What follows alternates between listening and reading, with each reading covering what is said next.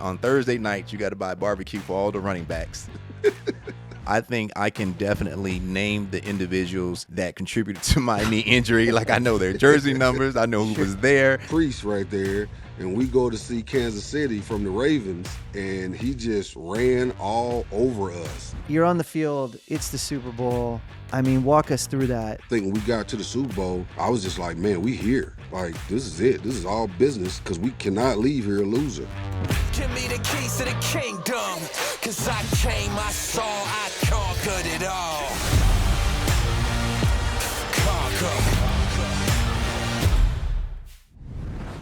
So welcome back to the home stretch presented by Bet365. I'm your host, Priest Holmes, and I got next to me my esteemed co-host, Mark Seaman. I got to say, I love being steamed, man. It's great. No wrinkles, right? No wrinkles. It's all good. Look, I'm excited for today's show. Welcome back, everybody. We got a big guest here, one of your former teammates. This guy, very successful, not only in college, but at the pro level, and another running back. Let's do this. Jamal Lewis joining us here, everybody. How you doing, Jamal? All good, all good. Thanks for having me. Well, I think this is pretty exciting. You know, this is my old teammate. Jamal, there's a couple of things that I got to say about you, man. It's been a pleasure always of being your teammate, running alongside with you. There's a number of things that we're going to cover today, but Mark is probably going to just jump us in real quick here. Look. Here's let's just take a step back, right? 50,000-foot view. Super Bowl ring, rushing champion, spent a lot of time with the Baltimore Ravens, got the job done, and then played for the Cleveland Browns as well. A lot of accolades. He's in the Ring of Honor there in Baltimore. We can paint you up nice and big here, Jamal, but we want to hear it from you. My first question for you is, what was it like that very first time you stepped on an NFL field and got ready for your first game? I can't say the first game. I think it was against the Pittsburgh Steelers. I think that was our first home game, and I knew I wasn't really going to play, and I was just going to sit back and watch Priest, do his thing and watch the Ravens. And in my first NFL game, and I honestly did not think that I was gonna get too many snaps, but I think that first game I might have gotten about 8 snaps or something like that. But honestly, man, like the man right there in front of you, Priest Holmes, like he was the best teacher, the best tutor. He was smart. So honestly, by me being able to sit back and watch and learn and just kind of see what he was doing, because everything moved fast. So that was the real test for the speed of the game, was that first NFL game.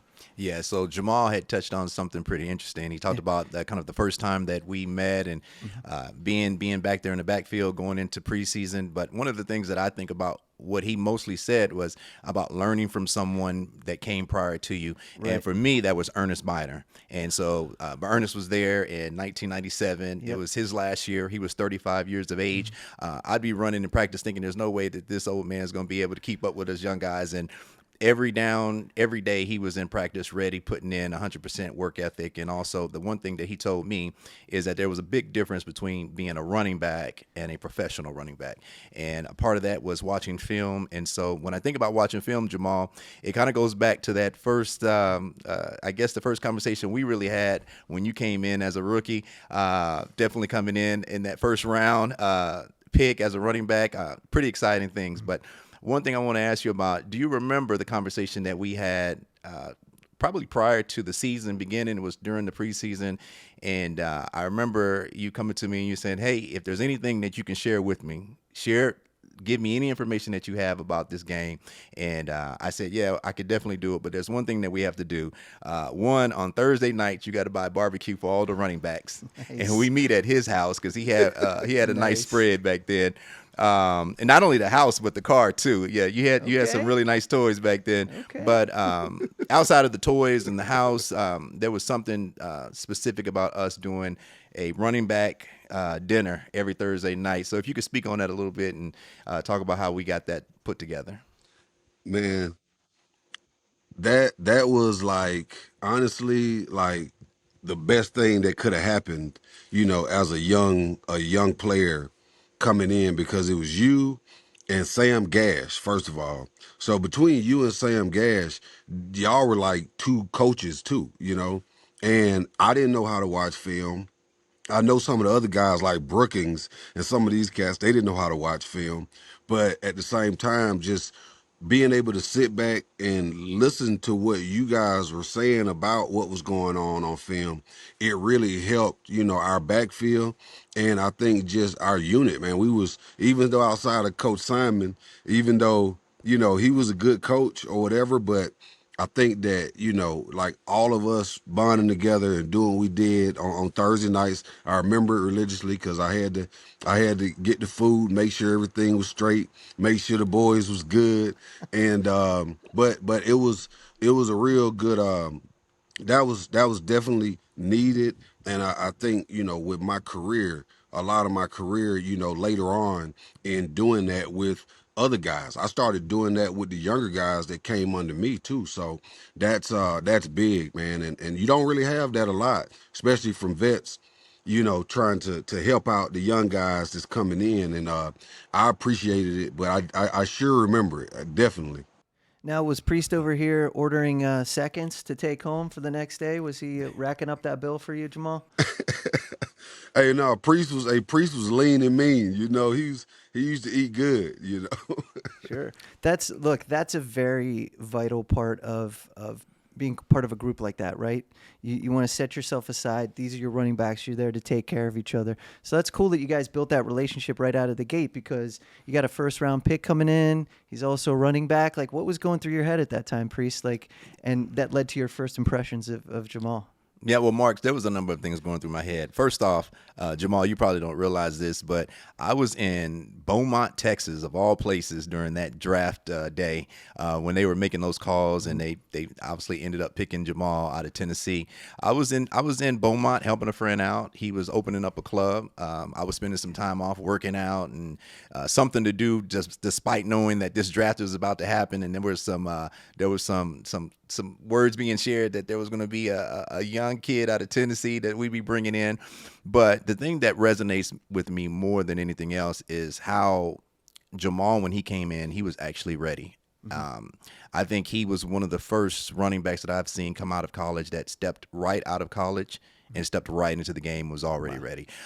Jamal, right at about 5'11", 6 foot, right? Where you at, Jamal? 6 foot, 6'1"? What are we going to give you?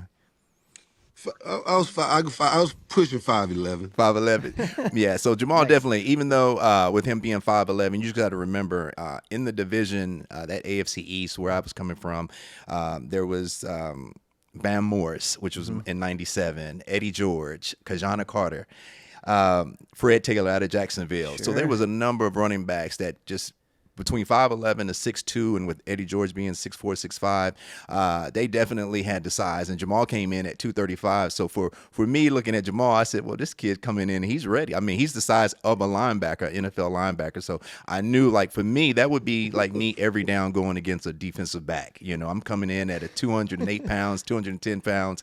I'm going to have the advantage. So with Jamal coming in at 235, lean, had incredibly quick feet, he had the ability that he ran behind his pads as well. So that was one of the things that stood out the most with me about Jamal. Yeah, I mean, that's a heck of a first impression. So let's talk about some of that pedigree, right? Jamal, you played at Tennessee. You won a championship. You're there the time Peyton Manning was there, right? What was the environment like playing at Tennessee, and what did you take from that experience that you brought right to the pro game right away? I think that I tell the story a lot, but I remember being in practice as a freshman, and Peyton, first team was in, second team was in, doing their thing. I was like working third, fourth team, and I remember Coach Cutcliffe. Coach Cutcliffe came to me, and he said, "Hey Jamal," he said, "You can't." He said, "You can't play for me." And I was like, what do you mean I can't play for you? And he's like, because you're not a practice player. And I was just like, I'm a gamer. I'm like, this is what I do. But at the same time, he was just like, he said, tomorrow when you come to practice, he said, watch number 16. He said, watch number 16 tomorrow in practice. and then you'll see what I'm talking about. And when I watched Peyton practice, he practiced 100 miles an hour, gave 100%, and it was all, if there's mistakes, make corrections. Get it right the first time so we don't have to do it again. And it was just that leadership. And ever since then, every practice, anytime I came out on the field, it was like 100%, 100%, 100 miles an hour, full speed. And I think from that moment, it kind of built who I was and what my work ethic was, and in the SEC at the time, it was, and even in big college football anyway at that time, it was you lose one game, you're out of the hunt, and we were one of those teams where if we lost a game, that was a failure, for the season, So it was hey, let's go and try to win championships. And I think that when I came into the Ravens, it was like, everybody was there. We had leadership there, we had veterans there, we had some nice mix of some young guys that wasn't just first year guys, but they were guys that, had been in the league 2 or 3 years, but at the same time, they contributed. And the organization as a whole, it was just the perfect fit for, what I had already learned, what I knew, my work ethic and everything else. And coming from a University of Tennessee, it was like I was just planted into a good working machine or whatever, and I just added value, just added more value to whatever what they already had, So it was I want to say it was, I can remember the first play that I had in practice, and I would see, Priest, he would go in and he would just do, just make a cut and go. And coach was like, all right, young back, whatever he used to call me. He was like, your turn. And as soon as I got in, I like ran right into the back of the lineman and just fell, and then Priest got me to the back, and he was like, hey, just run it. Just know where you're going, know where it's at, and just one step and hit it, whatever. And I watched him go back in, and it was like, doop, doop. And he just ran through there. We in shorts, and you got these big dudes, and it's like, it's fast, and everything's fast. And I end up going back in there, got patient, and learned it. Don't be in a rush. And it was just off to that was the start, and getting it going. So what he's saying, kids, is just because you're going to get an A on the test, you still got to ace the homework, right? Yeah, well, not only Gotta ace that, the homework. yeah, not only that, but I think what Jamal's also talking about, just to kind of break it down, is that we would run plays that would have open step, crossover, downhill, right? So you're going to open step, crossover, down still. You're reading your lineman at that point. You're either going to the A or the B gap. If the shade of the lineman is on the outside, you're going to bring the ball back inside, right? You think about the shade being on the inside, you're going to get on the outside hip of the lineman, and the lineman is going to basically tell you where you want to go. So I think that's one of those plays that Jamal is kind of referring to. Also, I think, Jamal, there was a play that just in year 2, and we're going to go back in history a little bit. I sustained an injury in 1995 to my left ACL, but I know that you also had a knee injury that definitely blocked one of your seasons of greatness, in 2001. But just to kind of talk about that, I know the stretch play was a play that I love to run. You get the whole entire defense running to the sideline, and then at some point you find that hole, you put your foot in the ground, and you make that cut. On that day when that injury took place, man, if we can just go back for a little bit, what were you thinking prior to that day or prior to that play? The reason why I say this is because I had a similar play in college, but I'll talk about that after you kind of touch on your situation. So that play, I remember we kept running it in practice. We kept running. It was a stretch, whatever we called it at the time, outside or something. So we kept running it, and my center, he kept getting beat. He kept getting beat by Kelly Gregg, right? He kept slipping up under and breaking through, right, and penetrating. So what that made me do was I would just cut it back real quick. And because he's flowing, and I would just cut it back real quick. And Coach Simon was like, no, keep running the track. keep running the track, keep running outside. And I'm like, he's getting beat, you know. So anyway, it was a good day until, you know, and we was trying to work on that play. But then when I said, okay, I'm gonna just run it on out. And as I did, this is Kelly, Greg, and Flynn just it wasn't even like it was a tap. It wasn't even like a hard hit, but still that was probably 600 pounds right there that's running into you, you know.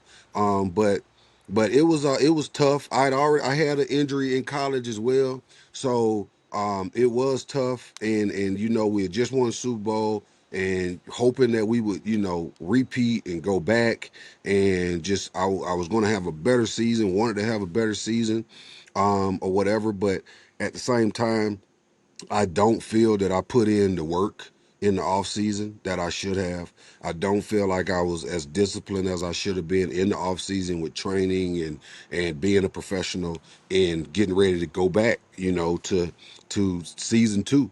You know, I think I was having the Super Bowl, you know, I I was still Super Bowling, you know, during that time. But and I think that after that season, it sat me down, and then it just kind of opened me up to look. This is what being a professional is about. You got to train. You got to train all off season, get right, get your body ready to go, and this, that, and the other, so that you don't and you mitigate yourself from those injuries. But it was tough, man. And that outside play, I loved outside. You basically really helped me be patient and understand how to actually read it out and be patient. You don't have to be fast. You know, you can kind of stagger it a little bit and just be deceptive, but make everything work or whatever. And I remember you was at Kansas City. I used to call you, remember, and ask you, hey, you got some pointers for how I need to approach this or this team or whatever, because you was you was the master at it. Home Stretch is exclusively brought to you by Bet365. Breaking news from Bet365. New customers bet $5 and get $300 in bonus bets, win or lose. Sign up, place a bet for $5 and get $300 in bonus bets, win or lose. Bonus bets can be used on the spread, player props, futures, and so much more. Whatever the moment, it's never ordinary at Bet365. Gambling problem? Call or text 1-800-GAMBLER in Arizona, Colorado, Illinois, Indiana, Kansas, Kentucky, Louisiana, Maryland, North Carolina, New Jersey, Ohio, Pennsylvania, Tennessee, and Virginia. Or 1-800-BETS-OFF in Iowa. 21 plus only. 18 plus in Kentucky. Please gamble responsibly. Must be present in Arizona, Colorado, Iowa, Illinois, Indiana, Kansas, Kentucky, select parishes in Louisiana, Maryland, North Carolina, New Jersey, Ohio, Pennsylvania, Tennessee, and Virginia. $10 minimum deposit required. Terms and conditions apply. In-app only. And that's real camaraderie there. I got to say, you know, I don't know if just today's NFL is different. You know, I'm not in those locker rooms, but the fact that you two came together and you have this type of relationship really says a lot about not only wanting to be successful football players, but also successful teammates, and then also pay it forward and give back, like later down the road, like when you made your move to the Chiefs and he's still playing with the Ravens and he's calling you for advice. That's huge. That's huge. Big.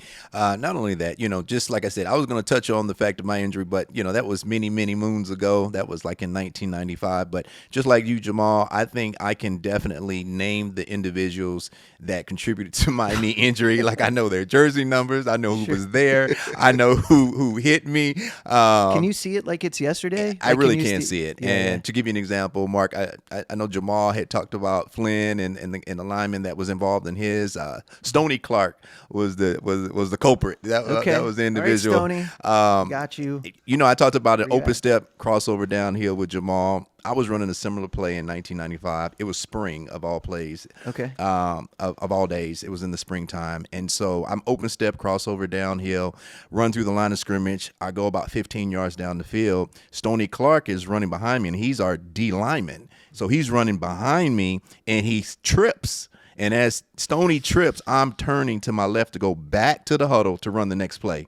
And Stoney barrels into my left knee, clean break, tears my ACL. I'm devastated. And then not only that, but I also know Chris Carter. He was one of our defensive backs at that time. Brian Westbrook also, he played with Detroit. They each caught me on each side of my shoulders. They caught me by the arms, and they said, "Priest, are you all right?" And I said, the first thing I said was, I can't feel my knee, and I don't think I can support myself. Just lay me on the ground. And I remember they just sat me on the ground, and then the trainers came, and then of course, you get this flash of like, what just happened? What am I going to do? And is this even happening to me right now? Because I'm supposed to be starting next season and having my best year ever. And I think for Jamal, coming off of the Super Bowl that we shared in, I think coming off of that game, the expectation still, regardless of how you trained, I know there was an expectation for you that next season of what you probably wanted to do. Share a little bit about that in terms of going into the season. What was your expectation of what you wanted prior to that injury? Man, the expectations was really, hey, to go out there and just really put it all together from the start and really just just be better.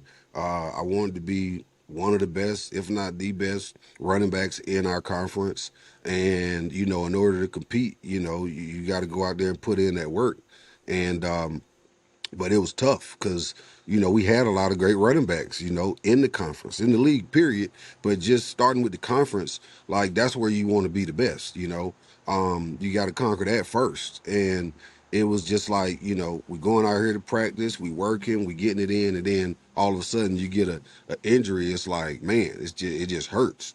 But at the same time, just expectations always, man, is just to be the best, to be the best, to be the king, to be at the top at the end of the season, to get that rushing title. You know what that's like. Absolutely. Yeah, you both have tasted that glory. I'm over here. I get a splinter. I can't open a pickle jar for my wife, and you guys are dealing with major injuries and winning Super Bowls. Huge mental aspect to all that, right? Because you realize you are injured, and depending on how devastating that injury can be, it could be a short road back, it could be a long road back, right? So talk a little bit about the mental aspect of succumbing to an injury and that road that you have to barrel through going forward. Well, I think the first part of just having an injury is just looking at what's next. You've got workouts, you still got to train, you're going to have treatment by the clock, by the day. Then the body itself has a way of reminding you that you're human, that you don't have the timetable, you don't control time. And I think with an injury like that, especially an ACL injury, it takes time. It's mind over matter. I think Jamal may share in this. I'd love to hear his perspective as well. But for me, it was more mental. And how could I get myself in a place to know that I could trust my knee again? Mm-hmm. I remember when I came back from my knee injury, I had a Don Joy knee brace. And this, Jamal, if you remember the Don Joy knee braces. Those the big mechanical ones? Big mechanical knee brace. It had the strap that goes below the calf, the strap that goes on top of the thigh, and it just puts you on a railroad, and for me, my running style wasn't that, I was always looking about cutting back against the grain, setting up the player to get to the second level where the linebackers were at. And with a Don Joy knee brace on my left leg, it was impossible to do that, so for me, it was just rehab, trying to figure out how I'm going to run with this knee brace. And then, of course, the timing of how things happen. And so, Jamal, how was that timing for you when you were coming back through your rehab during that 2001 season? So during the 2001 season, I had already had a knee injury in college, so I kind of knew how to approach it. And I approached it more as, hey, it's like a season. It's a whole other season. So just get prepared for all of your physical therapy and just everything else that goes with it and trying to get healthy. But I just remember, the same way I approached my first one is coming back. I was just like, if it's fixed, it's fixed. And I had the same surgeon too that did my first one. So I trusted him that he was going to do the things the right way and get me back right. But at the point of coming back to practice, I honestly was like, I don't want a brace. I don't want anything. Like, let's go. If it's fixed, it's fixed. If you say it's fixed, it's fixed. Because guess what? If something's going to happen, it's going to happen now. So there it is. And a brace is not going to help it. So I just went out there and just trusted that my surgeon did a great job and that, hey, I did what I needed to do from a physical therapy standpoint. But like you said, it's mental. It's mental. It's all mental, honestly. So you got to have great thoughts and just know that, you can trust in this knee that it's going to hold up, and that you put in the work. So it's all mental, though. I hate to see guys go down with with injuries or whatever, but with anything else, It's a mind thing, and that's the best healer I think you have, and that's just having some positive thoughts that you'll be ready to go. Yeah, Mark, I think Jamal touched on a couple of things just in this point, and one was about trusting the knee, Right. and then trusting your surgeon that's been with that responsibility of getting you back on the field. And for me, I think that initially when I put that knee brace on, I knew right away, like Jamal said, that I can't run with this. I feel like I'm on a railroad tracks. I can't cut left or right. This isn't going to work. So I got to the point, it's very similar to Jamal, to where I just said, hey, if the knee is fixed, then I'm going to have to trust that it is. Right. And then I'm going to have to get out there and test it. And so I think that was probably one of the best decisions for me, as Yeah. putting that knee brace down and getting into the field and playing. That's, I mean, I can't imagine what making that first cut was like. You took the brace off. Was like making the first cut. Were you just, what was your brain doing? Well, Mark, initially, and like Jamal, we have to load that knee, in terms of making that cut. And, Right. Initially you may not want to put much pressure on there. But I think once you get comfortable in practice and you start, doing your rehab, and I think a lot of that also in terms of just following up with your rehab routine, that really helps you and give you the confidence to get back on that knee. So there's a number of techniques that I was doing in the off season. And then when it was time to really put the load on the knee, it was there. I was confident. It got to a point where I just said, regardless of how this thing goes, I'm going to have to trust that it's fixed the right way. So loading the knee was the most important thing. Jamal, what was it for you as far as loading your knee on a play? Hey, Priest, did you have the scar tissue scare? Because when you get that scar tissue, it pops. You might think that you just popped another ligament. That's right. And I had that little scare of the scar tissue.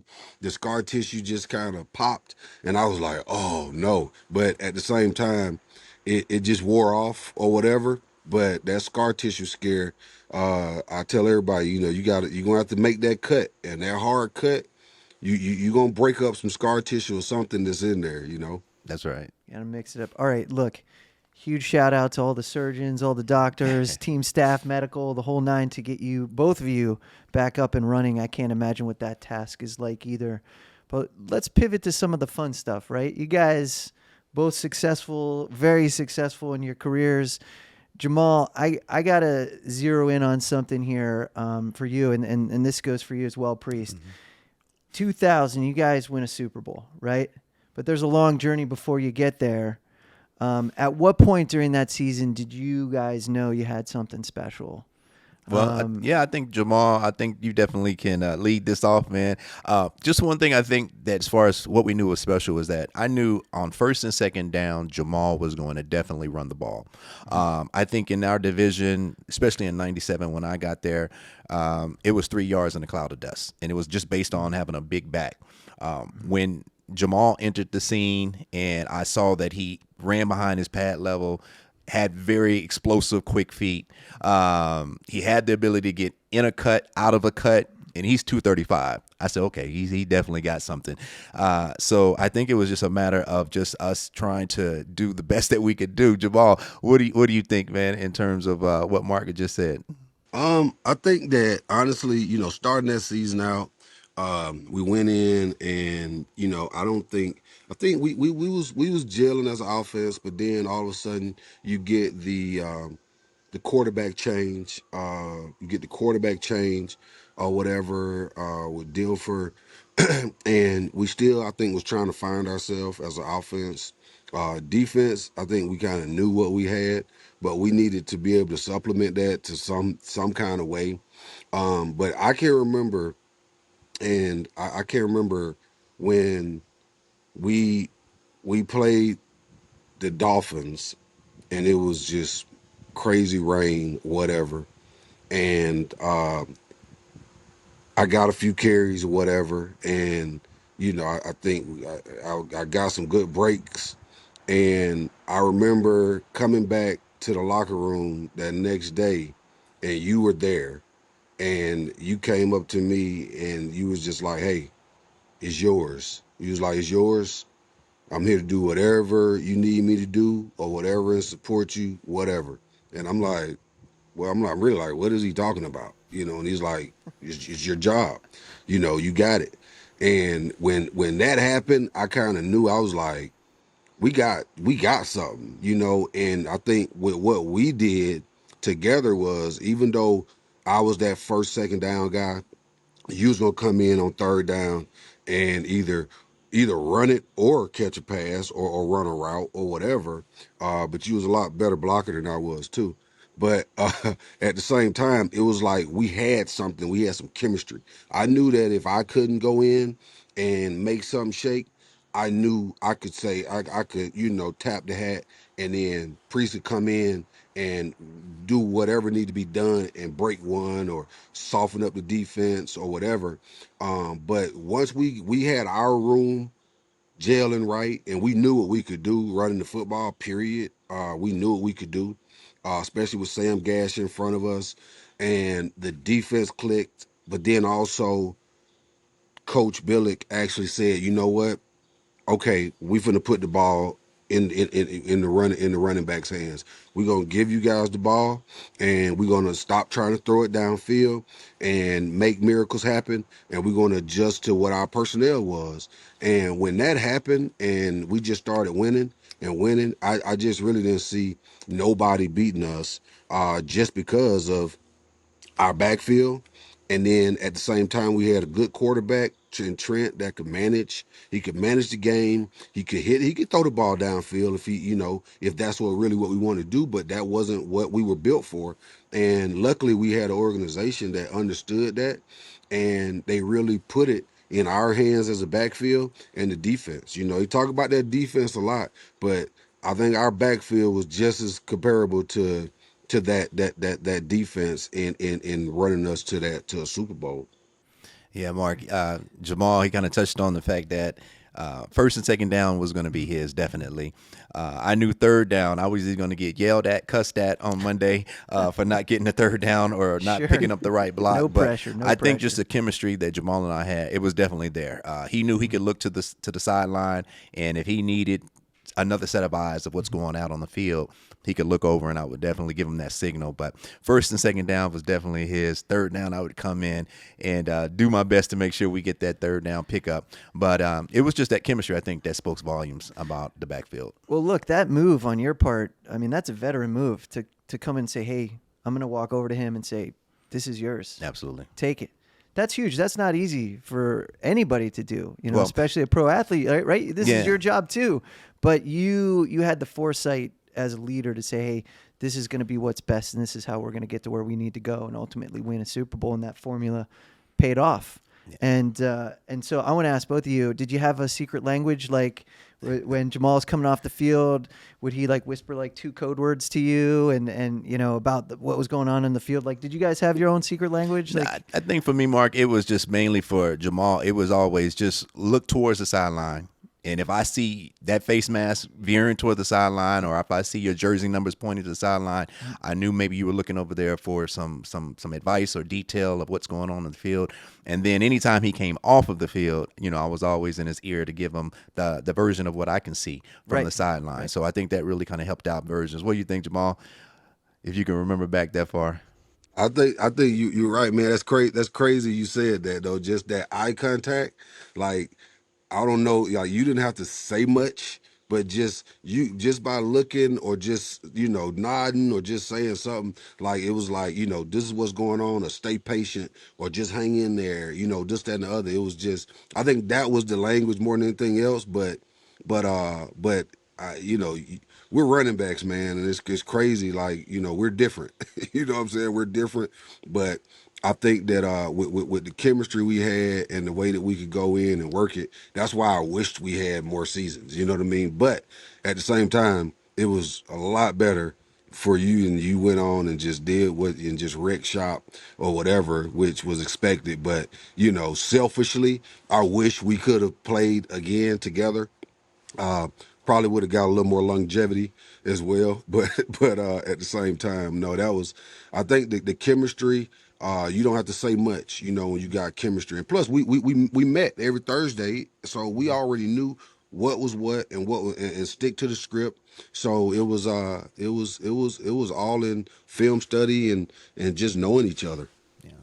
Now Jamal brought up the defense, right? We can't ignore that defense, legendary Baltimore. But for you both, what was it like going up against that defense in practice every day, and working against them?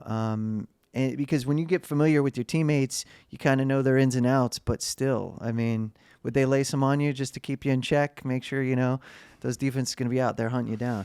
Well, I think, Mark, when I think of '96 and the team coming back from Cleveland and now coming back to Baltimore, I think the team itself was unestablished.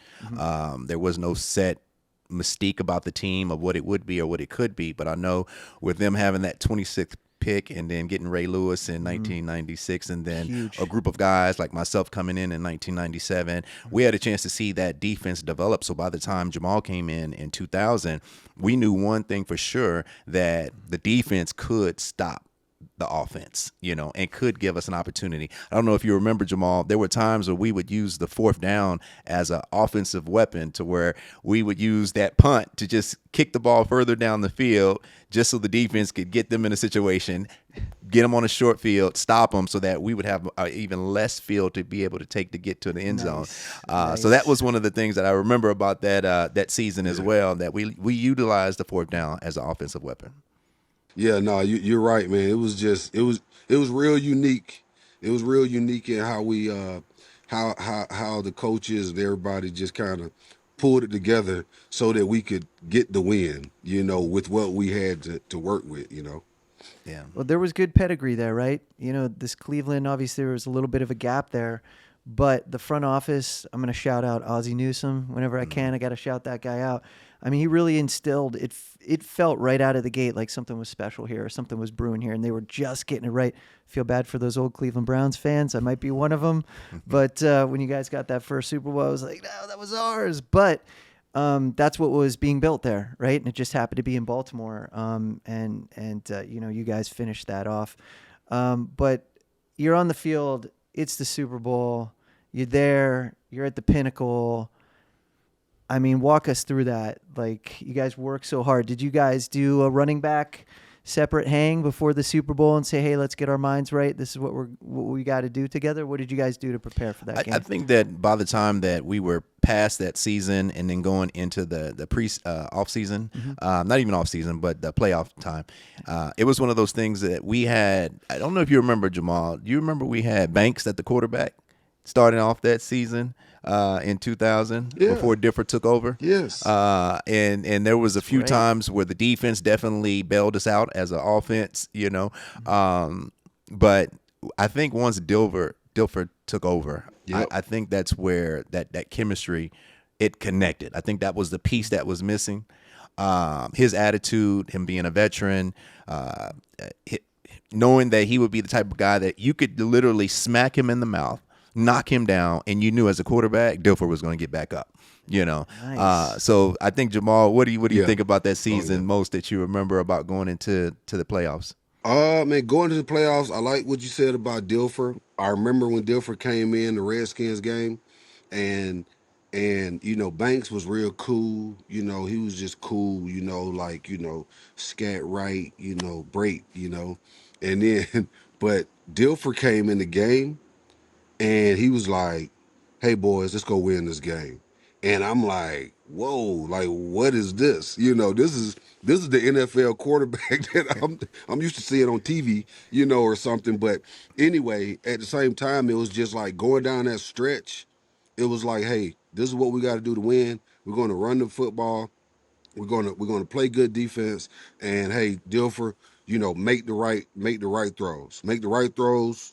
Hit Shannon Sharp, or if it's open, but don't make mistakes. And he was good at not making mistakes. And once we had that under control, it was like just go let loose. Just let loose. We have our chest out. We walked around. It was Baltimore. Hey, look, be more careful, because we were like, it was like we stood behind that brand, and like, hey, we're gonna be some bullies, But hey, look, we was tough, like we talked about earlier. We had to go up against arguably the number one defense, in practice. And we had to hear them talk all the time. You had Ray, you had Peter, you had Siragusa, you Sam Adams, you had all these dudes, and that's all they did was talk, talk. So, we were built for it. We were built for a playoff run. We just need to finish. And I think when we got to the Super Bowl, I was just like, man, we here. Like, this is it. This is all business. Like, because we cannot leave here a loser, Yeah. And I think we all had that attitude. Yeah, that's the mindset you got to have going in for sure. Now, how many starts did it take once Trent Dilfer was at the helm for him to be invited to this barbecue on Thursdays? Did you guys ever bring him? No, I think it was just all running backs. Just running backs, No. that's it? Couldn't you give him a peek behind the curtain, not a little bit? Just running backs. Okay, all right, Yeah. running backs. No. Sorry, Trent. No, Sorry, no. Trent. It was just, again, something that I had learned early on with Ernest Biner. He was someone that pulled me to the side, started watching film with him, showing me the things to look at on game day and the things to pick up from the film that you could apply in terms of the percentages. There was never a guarantee that this would or that would happen, but the percentages, you would definitely know that out of 9 out of 10 times, if you got a defensive back and he's playing off the ball 5 yards, 9 yards off the field, you probably can determine that he doesn't like to hit. If you've got a guy that is scraping the line of scrimmage, always up and putting his nose in the business of the lineman, you got to be careful about that guy. He wants to bang around a little bit. So, but I think with Jamal, he ran behind his pads. He also showed me that side of running as well. I had watched all the running backs before me because it was always a running back by committee, even down to my college days at the University of Texas. So one of the things that just kind of stands out with me, Jamal, is when you run behind your pads. How did that develop, man? That was one of the key ingredients that I think I took from your playbook was running behind pad level. And I think by watching you during that Super Bowl run, that was something I picked up on. And that was one reason why when Jamal said that when he would come out of the game and I would come in, I knew that I wasn't going to let my foot off the gas pedal. I knew I was going to come with the same intensity. I was going to probably mimic what I saw Jamal doing, running behind his pads and doing that as well, knowing that I still had the ability to cut against the grain, get to the second level. But I think running behind the pads, Jamal, kind of speak towards that, man, because that was something I definitely picked up from you. Yeah, running, my coaches used to always say, especially growing up, like Little League, we ran the ball a lot in Little League. In high school, I always ran high. And, they always, as a running back, you get told that, at a younger age, you need to drop your pads, and I always ran high because I'm looking at everything and trying to see everything, but you really don't need to do that. You need to drop down, and just and lower your pads, but more of run behind your pads. And we was always taught, keep your shoulders square to the line of scrimmage because as a runner, we're stronger and we're more of a threat when your shoulder pads are square to the line of scrimmage and you getting downhill. Nobody wants to tackle you when you got those shoulders square. If you turn to the side or you're at an angle, then, you're at a disadvantage now because, somebody can come and hit you low or whatever. But when you're squared up, a lot of guys don't want to hit you. So, running outside, in college, we ran a little bit of outside. We ran like some power type stuff or whatever. So it was like downhill, north and south. So I think doing that, it was like, you know what? You got to hit this thing 100 miles an hour, but you can't be running high. And if you run behind those pads, man, dudes they don't want to see you. They don't want to hit you. They don't want to get in front of it. So they want to get to the side of it, So that's where I concentrated on and really worked on that pad level and running behind my pads and because you got shoulder pads on for a reason. So run behind them, and you'll be surprised at the work. I tell my young running backs now at the school the same thing, but they don't get it yet. But after they get hit a couple times, they will. But at the same time, delivering it. And I think that running behind your pads, it really helps you deliver the blow, Nice, and that's something you guys learned from each other. That's something you took to your next stop, right, at KC. So that's very cool. If it's cool, and my family back in Ohio would be remiss if I didn't slip this question in. But the Browns moved to Baltimore. Baltimore win a Super Bowl. And then Jamal, you eventually make your way to Cleveland. And so, not unlike Babe Ruth going Red Sox to the Yankees or an Arsenal player going to Tottenham, what was it like going from Baltimore to Cleveland? What were those vibes? Like, how did the fans respond on both sides of the coin when that all went down? Honestly, I realized when I got to the Browns, I realized how many people really didn't like me beforehand. Because everywhere I went, it was like a Browns fan. And they was all like, hey, we're glad to have you. We're glad to have you. Glad to have you. Welcome to the Browns. This, that, and other. I'm like, dang, it's a lot of fans. But when you're coming from a Baltimore, where it's like a new organization, to a Browns organization, which is historical, from the beginning, it's a bigger fan base. But it was good over there. I think that I learned a lot about what I had, at the Ravens in that organization, and being the young guy that came to a team of vets and a good dynamic to go into a team where now I'm 28 years old and I'm the vet, and all these other guys are 21, 22 years old, and they don't understand about, a team. They don't understand that, hey, look, there's a way to do this and there's a way you should do it. It's a way to approach it. And I really, it was just a real learning lesson to the NFL, especially when you was just on one team. Now you're going to another. And it was just seeing the difference in organizations, difference in organizational structures, and also just a difference in the mindset of players and the age gaps, and you learn that there's a dynamic to this whole thing, and that's what makes Ozzie Newsome so great at what he does, because it's a dynamic, it's a culture that you're going to stick with, and that you're going to build, and that's what you're going to stay with, throughout, right? But at the same time, Randy Lerner was the owner at the time at the Browns. I played with Coach, who was there? Mangini, of course, but before Mangini, Romeo. I played with Romeo Crennel, Romeo, right, which was yeah. a great coach or whatever. Yep. But it was cool, but it was a learning lesson or whatever. And I know we had that one good season. We had the one good season, and then it just fell off after that. Well, that's Cleveland in a nutshell. So it's a nice tease. It's always a nice tease, and then it falls off. But I couldn't imagine walking into a room and seeing players, defensive players that you woke up one day and decided to put 295 yards on, and then now they're your teammates. That must have been pretty wild, Jamal. Yeah. Hey, no, I want to bring up something too, though, just because Priest right there, and we go to see Kansas City from the Ravens, and he just ran all over us, and I was like, well deserved. But that game was so brutal. I think Priest must have fed his offensive line steaks and potatoes all week, and got them ready to go, because boy, they ran all over us. That defense, our defense couldn't stand a chance that day, and Priest ran all over us. Yeah, so Jamal brings up that game, and something in particular stands out to me about it.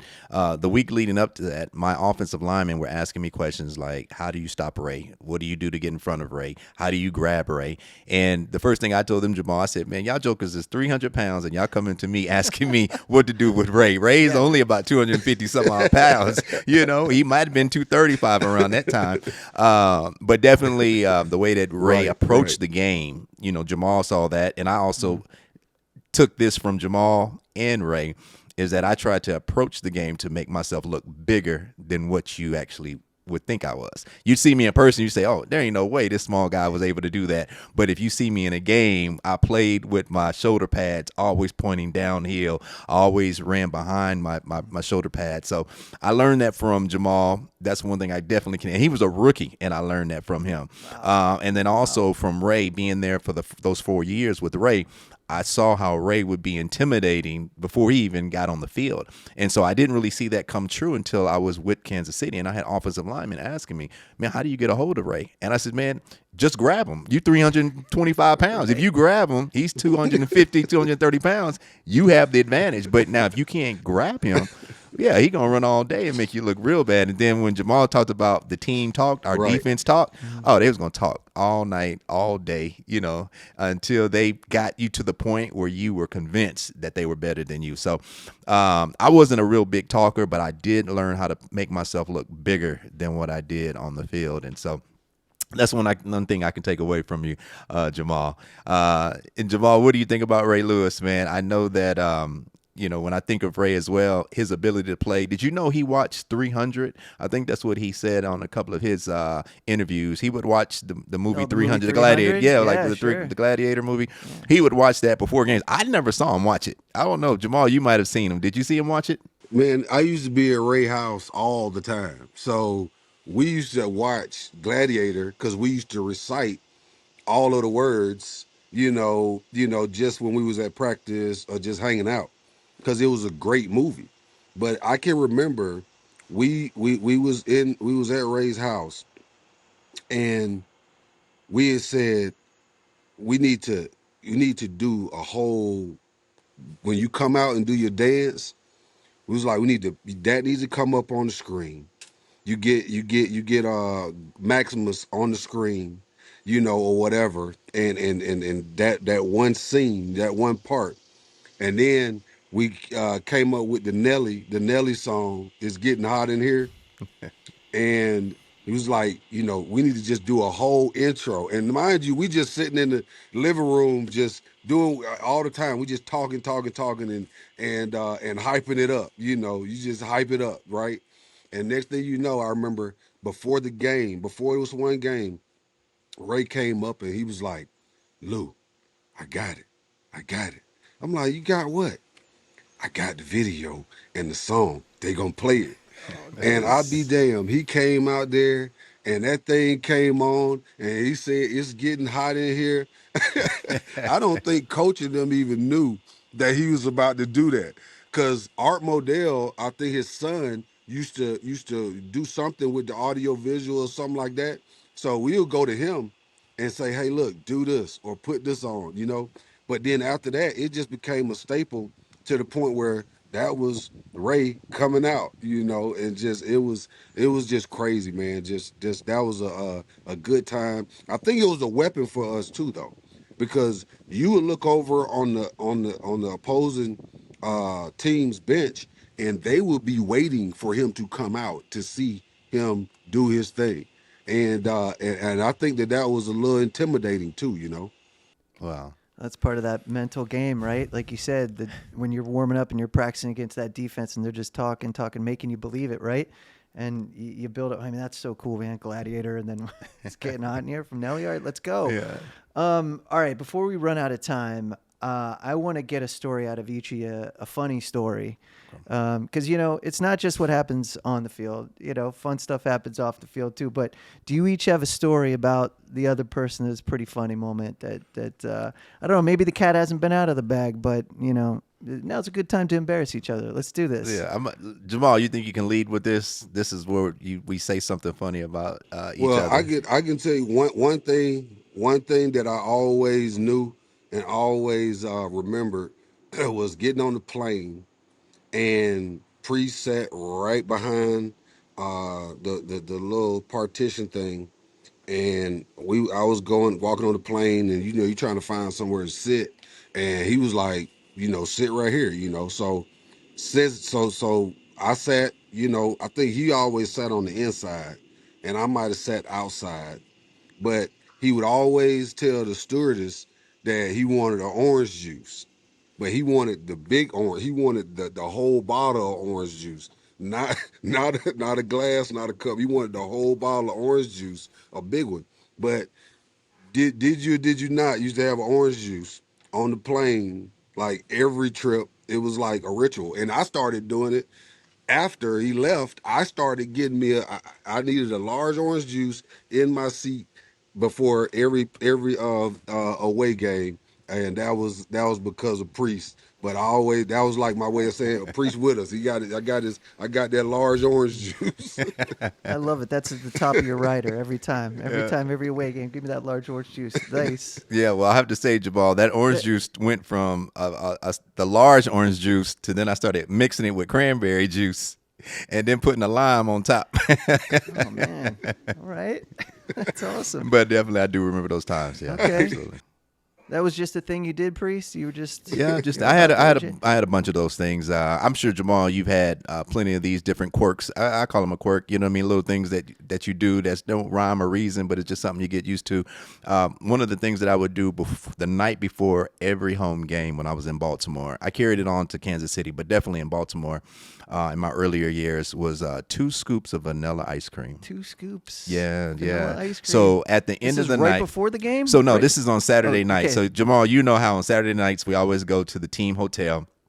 There's going to be a meeting that starts around 7 o'clock ish. It'll run probably close to about 9:30. Right around 9:30, 10 o'clock, we're breaking out of a running back meeting, and now it's basically you time on your own. You can get some treatment last minute. There's probably going to be a snack or something that you can eat right before you head up to the room. But before me, during that snack time, I would always just make sure 2 scoops of vanilla ice cream. That was the last thing that I would eat before that Saturday night, before waking up on Sunday morning. So I had a bunch of those. Jamal, how many of those did you have? I know you had a few of them. A lot. I think if I had add up the scoops, I had a lot of scoops of ice cream my NFL career. I think for me, it just I took it as it just coated my stomach. I don't know. Okay. It was something that just kind of settled the nerves. You know, just getting ready for the next game, making sure that you wanted to make sure you knew all the plays. You know, you knew the position that you needed to be in. You knew what the linebacker pressures were gonna typically be like for that opposing team that you're going to play. So for me, it was just something to settle the nerves. It became something that I started one day, and it just carried on every Saturday night. I can picture it right now, Jamal and Priest here hanging out in the hotel room watching TV like Macaulay Culkin in Home Alone in New York, just sitting there eating their scoops of ice cream, waiting for game day. Hilarious. So funny story about Jamal. Yeah, so, so, on that. So it's probably not as funny as people may not think, but to me it was really, really funny, just in terms of like, you just got to imagine, I'm seeing Jamal for the first time. He's coming out of Tennessee. He's our first round draft pick. I know, okay, it's questionable. What is this situation going to look like? What is his attitude going to be like? Is he going to be receptive to anything that I say? This is not necessarily a funny story, but it's just a true story. Okay. You know, at that time, I'm not going to put a price tag on it, but it was millions what our running back position was as a starter in the NFL at that time, right? I remember Jamal walking in, and I'm saying, there is no way that they've paid this man multi-million dollars. There is no way this young kid is going to listen to anything that I'm about to tell him. And what became something where you would think that a position that he was in, where he probably look at me as a vet, only being in there 4 years, but saying, you know, hey, I get paid more than you, so there's not really much I need to ask you or hear from you, or right. You know. But Jamal was the opposite of that. He actually came in, and for me, the joke was on me, because there's no way that he's going to take anything that I'm saying to him, you know, and take it personal, and take it to heart. But that was one thing I think Jamal was able to do, was he was able to show that lighter side of him, and to show that teammate side of him, that at the end of the day, the only thing that he was worried about was winning. And if information was going to come from me or Billick or Ray, he was going to receive it and run with it. So not so much of a funny story, but it was one of those things. But I do know that when we made sure for the running back meetings on Thursday nights, I don't think he was prepared to pay for every barbecue night. Oh, it was for every barbecue. Yeah, it was every Thursday. You know, so it was for 17 weeks. You know, he was going to play every Thursday. Yeah, every Thursday night. And the way that setup was, it would be an hour where we would eat barbecue, talk about each other, crack jokes on each other. Nice. If you messed up the week before, we were going to talk about you. If you messed up in practice, we were going to talk about you as a running back. And then that second hour, we would spend watching film and breaking down the percentages of what guys were doing. You know, the eye in the sky doesn't lie. So whatever that camera is showing you, believe it, because that's what that guy is going to do on the next Sunday. And so I think that Jamal came in, very prestige, you know, tons of money coming in. I got to say, that first car that Jamal had, oh, it was beautiful. Jamal, you got to just share, man. Yeah. Just, What car just is the this? color, the color of the seats, the first car. I mean, this is a rookie coming in out of camp, coming into the season. And I can tell you it was silver. It was fast. It probably went to 60 in 0.0 seconds. Oh, you talking about there was the Ferrari? That was a Ferrari. Wow. Yeah. He's just yeah. rolling up as a rookie with the Ferrari. Okay, let's go. Yeah, it was tough. It was tough. Look, you're a first round, 5th pick overall, and you get the nice parking spot right out of the gate. Come on now. Right out the gate. He's like, I'm going to put a Lambo in there. There we go. Yeah, it was beautiful. Yeah, but it was just one of those things that I think that We even had a lot though of vets. We had a lot of vets on that team, so it was a lot of nice cars riding around there. yeah, it was, and I think that I can definitely appreciate Jamal, just the position that he was in, and he could have went a lot of different directions with it in terms of attitude, but he was definitely a team player.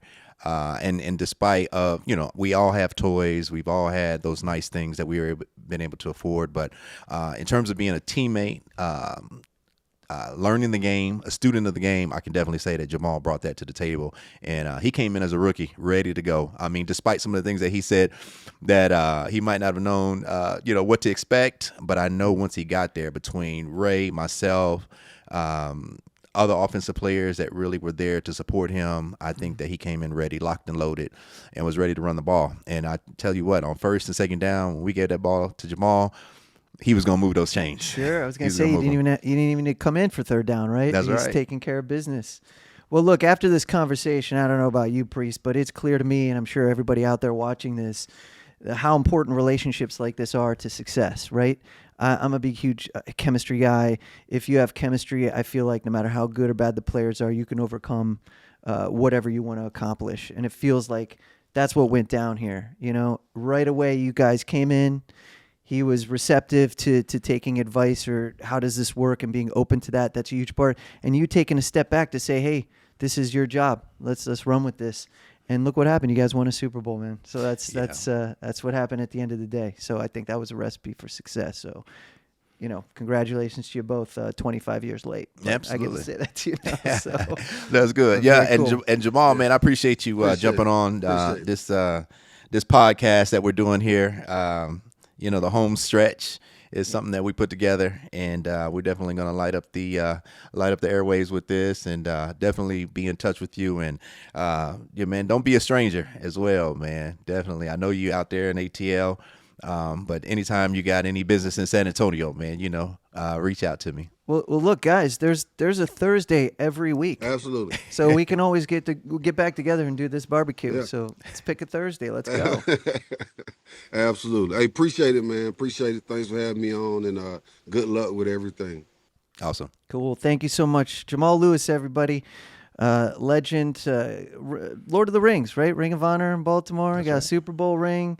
I don't know if there's any rings on your coffee table from no one using coasters, but we'll just assume there might be one, and we'll add that ring as well. But Jamal, thanks for joining us, man. Really appreciate it. Thanks for being on the home stretch. All right, everybody. Priest, it's time. Picks of the week, sponsored by our good friends over at Bet365. Let's do this. We got the Kansas City Chiefs, your old Kansas City Chiefs. Well, still your current Kansas City Chiefs, right? Taking on the Eagles in Philadelphia. So we know this is close. This is ultimately a coin flip game. Yeah, I guess I reiterate what you said as far as a coin toss. But the one thing I can mention is that if this game is going to be played in Philadelphia, we're going to be in trouble. Because, Mark, this is in Arrowhead Stadium.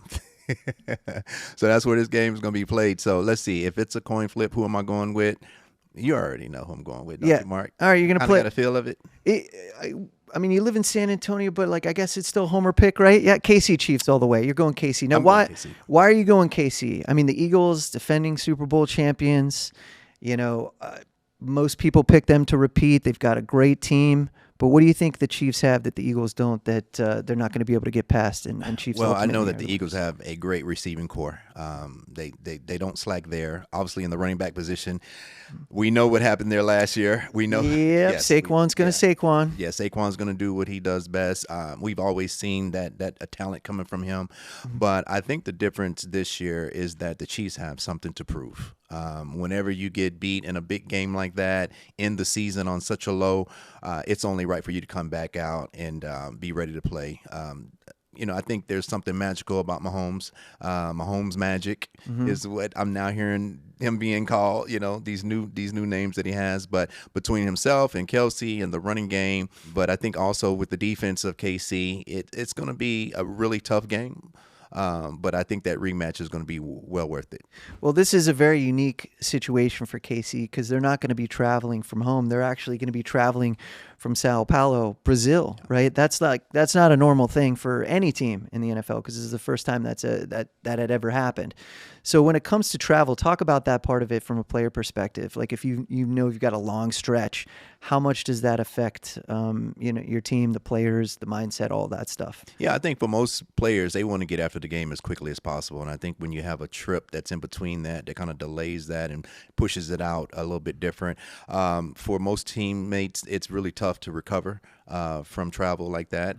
This kind of goes back when I played the game and we would go out to the West Coast early. We go out to play the Chargers or the Raiders or a team like that. I know we would go a day earlier. So instead of going on a normal Saturday, we would arrive on a Friday, knowing that it's an extra day just to waste time. We want to get to the game and get it going. But, when you're traveling from overseas, probably a different element there. Just trying to get back and that lag of trying to recover from that long trip. But I think for the Chiefs, it's going to be exciting because I think Arrowhead Stadium, one of the loudest stadiums, as we know, the fanfare that's going to be there is going to be very supportive. Red Friday is going to be exciting and tremendous. Sure. Your red coaters are going to be on deck. But as far as with the players themselves, I think that they'll be ready. I think they've been waiting for a long time for this rematch. As far as the Eagles, they got the push. The tush push. Yeah, they've got a couple of things up their sleeves still that works for them to this day. It doesn't seem like anybody has been able to stop them. But I think Mahomes is going to be the secret ingredient in terms of like he always is. He's the mastermind behind that, along with Coach Reed. But I think the running game is also going to be effective as well. Barkley has a number of things that he has to be concerned with, and that's the fact that when you leave out on such a level as they did during the Super Bowl, it's every defense's dream to stop you. And that goes back even to our Ravens days when we seen Ray and the defense, how they took it personal that they would want to stop a running back that came in that was a yard leader or one that had, made so many different touchdowns during the previous year. So I think here we are again. It's going to be an exciting game. I can't wait for the Kansas City Chiefs to handle business. Okay. Many people would say you're out your mind, Priest. That's not going to happen. If you're an Eagles fan, you probably would think that. But I think, overall, it's an opportunity for the Chiefs to definitely reclaim what they've been doing for the past 5 years. Okay. All right. Well, let's zero in a little bit here and get a little more granular. Okay. Now, I can see both teams scoring a boatload of points, but at the same time, if the defenses are good, do you think overall, you think both sides, the teams are going to give up that many points, or do you think it's going to be a tight defensive battle? Definitely tight. I think that when you look at the beginning of a season, which of the sides of the ball are the first to grow and mature faster? It's always the defense side of the ball. It's always the offense that has more of a danger to be able to throw the ball, expose the ball by putting it out there in the air. The defense side of the ball definitely is always one that has the ability to where I always think that if you're on defense, there's no reason for you to react or no reason for you to be the one to determine what's going to happen on that side of the ball as an offensive side of the player. It's always the defense that always has that ability to be able to know for sure that there's the first thing that has to happen on the game day is the offense has to get on the ball and they have to put the ball in the air. And the defense just says, hey, we've been practicing all preseason. We've been practicing all summer. You have to make the mistake, and I think that's what's going to happen in this game. Okay, so I feel like you're going under here. You going with the under? I can say that I'm thankful for Bet365. The reason why they're here, they know the numbers and they know the odds, so I'm excited about being part of this. So we'll see what happens. All right. I'll say it for you, Priest. He's going the under. I'm going under. That's what it is. He's going the under. All right, and the money line, look, this thing's a coin toss. So if you're doing the money line, it's really who you think's going to win this game. So you went with KC. I'm feeling I don't know. You're pretty convincing, Priest. Well, tell me how you feel, Mark. Just Look. There's a lot of pressure repeating. We all know how hard it is when you win a Super Bowl to come back and repeat something like that. Saquon's environment changed when he went from New York to Philly. It worked out for him. He had a remarkable season, a legendary season, one for the record books. But now we have film on him, playing in Philly and how that team, their tendencies and all that good stuff. And rest assured, Andy Reid and his whole crew have been watching that film diligently. I don't know. Travis Kelce just got engaged. There's good vibes going on over there in KC. I think they're going to pull this one out. I think they're going to beat the Eagles as well. So if I'm betting on this, I'm going moneyline KC. I'm with you on the under. I think we're going to be a little surprised here. It's not going to be as offensive tilted as some people might think. So I'm going to go under as well. I think if you track any running back and you look at the progression, how that is, when a running back leaves a team and it's probably that ownership did not see the value or they did not want to pay, you always look at what happens to the next team that they go to. And it's generally going to be a very successful year. Man, I think for Barkley, we saw that. I think now that that's done and been handled, it gives now the Chiefs an opportunity to be able to see him in the second season of him being with the Eagles and maybe be able to contain him a little bit more than they were able to do last year. I think the last Super Bowl, I think within the first three quarters, there wasn't many first downs that the Chiefs had made, practically almost none. The other thing that was incredible to see is that that Mahomes wasn't able to connect on the passes like we normally see him do. I'm looking to see that probably is not going to be the trend that we see this week, and so I'm excited that he can put the ball in the right hands and make sure the receivers are ready to play. Well, he's got that opportunity. The Super Bowl rematch we've all been waiting for. Very excited for this game. I think Pacheco's going to have a sneaky good game, maybe get 2 touchdowns and be the difference in the game. So with Pacheco, I think he brings that energy every game. Mm-hmm. It's kind of hard for him to be the X factor because the way that he drives his knees, the way that he runs the ball, I feel that I wish Pacheco would run behind his pads a little bit better. I think that he definitely brings the energy, the tempo, the pace. You see it. He gets tackled. He jumps right back up. He's aggressive when running the ball. I think he sets the tempo regardless of the game. Not so much an X factor, but I think he definitely sets the tempo, and he gives that mystique for the Chiefs that you really haven't seen in a while. He has that aggressiveness. Mahomes, we know what he brings. He's a full package. He does tremendous when he's getting outside of the pocket. Now, he's one quarterback that I know he can be on the opposite hash and throw to the numbers and guaranteed is going to get there. It's just crazy, man. He's throwing balls underhand, overhand, behind his back, whatever he's got to do. It's that's some of that father pedigree, right, from being a baseball pitcher. Whatever gets it to where it needs to be in the strike zone, and he nails it every time. All right, Priest, but one thing we do know, whatever the moment, it's never ordinary with Bet365. Bet365. Let's do this. That's right.